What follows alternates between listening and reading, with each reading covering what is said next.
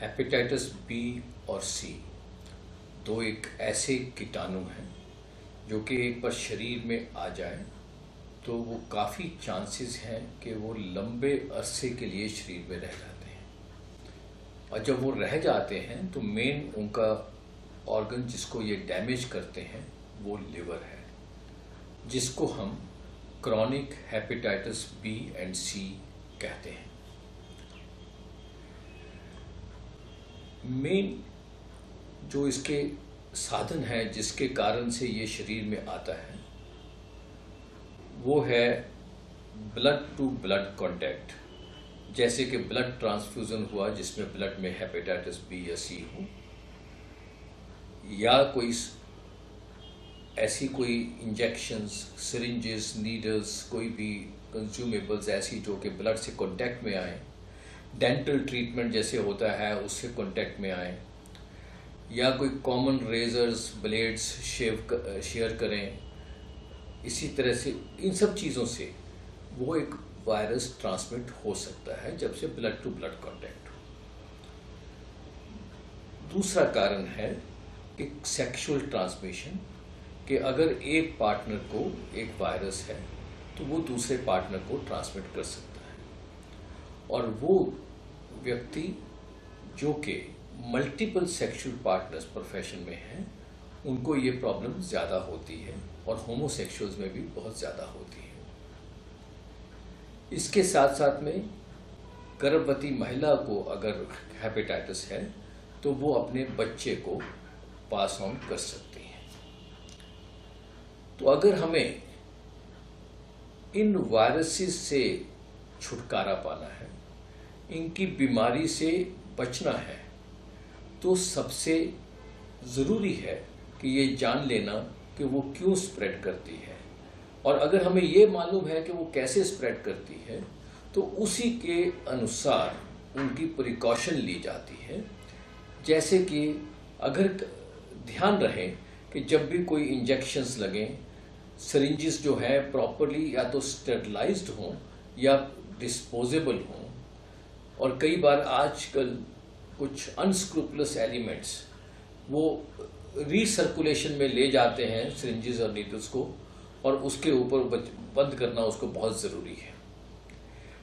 इसी तरह से डेंटल ट्रीटमेंट में ख़ास तौर पर जहाँ पर कि बहुत ही इंस्ट्रूमेंटेशन होती है, सब इंस्ट्रूमेंटेशन का प्रॉपर स्टेरिलाइजेशन होना ज़रूरी है। जो हाई रिस्क ग्रुप होता है, जैसे कि पेशेंट्स जिनको डायलिसिस चलता है और जिनको फ्रीक्वेंट ब्लड ट्रांसफ्यूजन्स होती हैं, जैसे थैलासीमिया, हीमोफीलिया के पेशेंट्स हैं, या कोई भी ब्लड प्रोडक्ट्स लगते हैं, तो उनके लिए एक स्पेशल प्रिकॉशंस लेना, यही देखना कि सारा कंज्यूमेबल्स ठीक है, ब्लड सेफ है, और सेफ ब्लड बल्कि बेसिक प्रिकॉशन है। Safe blood, safe disposables and safe sex.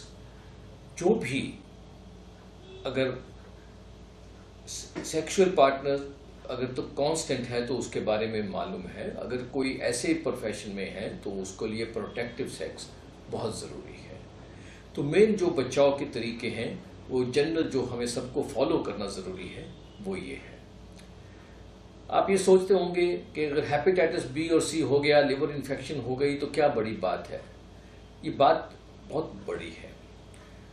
पहली बात कि ये दोनों ही इन्फेक्शंस हमारे देश में बहुत ज़्यादा हैं, और ये जब एक से एक को ऐसे फैलता है तो वो एक पूल बड़ा होता जाता है। और जब ये लिवर को डैमेज करता है, बहुत कम पेशेंट्स हैं जो कि शुरू की हालत में पता चल जाते हैं कि ये इन्फेक्शंस हुई हैं, पर ज़्यादातर में शुरू में ये कुछ प्रॉब्लम्स पता ही नहीं चलती।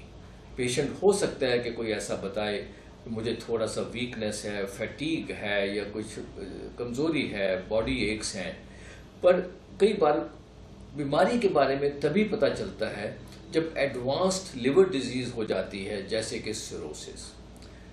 और जान लीजिएगा कि दोनों ही वायरस अगर सिरोसिस करते हैं, साथ के साथ इनको लिवर कैंसर का भी इंसिडेंस ज़्यादा होता है। तो इसलिए अगर एडवांस्ड लिवर डिजीज़ हो जाती है, जिसको हम सिरोसिस कहते हैं, तो उसको वापस लाने का हमारे पास साधन नहीं है। हमारे पास इसके तो साधन हैं कि उसके कारण से जो कॉम्प्लिकेशंस होती हैं तो उनको हम संभालें या वायरस का इलाज करें। पर अगर हम सोचें कि हम सिरोसिस को वापस ले जाएंगे, ऐसा नहीं। इसीलिए ज़रूरी है कि उसको हम प्रॉपर ध्यान दें, स्क्रीनिंग करें और हाई रिस्क ग्रुप में स्पेशली स्क्रीनिंग करें, और जहाँ जहाँ स्पेसिफिक प्रिवेंशन हो सके वो प्रिवेंशन करें। Otherwise it's a major cause of morbidity and mortality. इसके साथ साथ में जब ये डायग्नोज हो जाता है बाय एनी चांस, कैसे पता चलता है? आजकल बहुत ज़्यादा एग्जीक्यूटिव हेल्थ चेकअप्स होते हैं, तो वहाँ पता चलता है कि लिवर के टेस्ट हाई हैं, तो फिर वायरस का टेस्ट किया जाता है तो पता चल जाता है।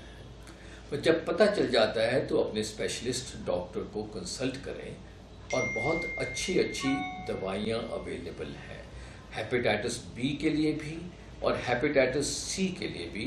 और हेपेटाइटिस सी में तो हम ऑलमोस्ट 70 to 80% पेशेंट्स में वायरस से छुटकारा डाल सकते हैं, और अगर वो नई नई दवाइयाँ जो अगले कुछ सालों में आने वाली हैं तो शायद हम सभी पेशेंट्स में हेपेटाइटिस सी का इलाज कर पाएंगे।